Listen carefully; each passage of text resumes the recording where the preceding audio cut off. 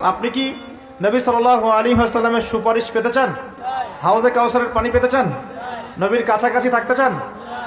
শুনুন, নবী সাল্লাল্লাহু আলাইহি ওয়াসাল্লাম বিভিন্ন হাদিসের মধ্যে বলেছেন, বিভিন্ন হাদিসে, যে ব্যক্তি দুনিয়াতে নবীর সুন্নত যত বেশি পালন করবে, নবীকে যত বেশি ভালোবাসবে, তার উপর যত বেশি দরুদ পড়বে, ইনশাআল্লাহ কিয়ামতের দিন সে নবীর তত কাছাকাছি থাকবে ইনশাআল্লাহ।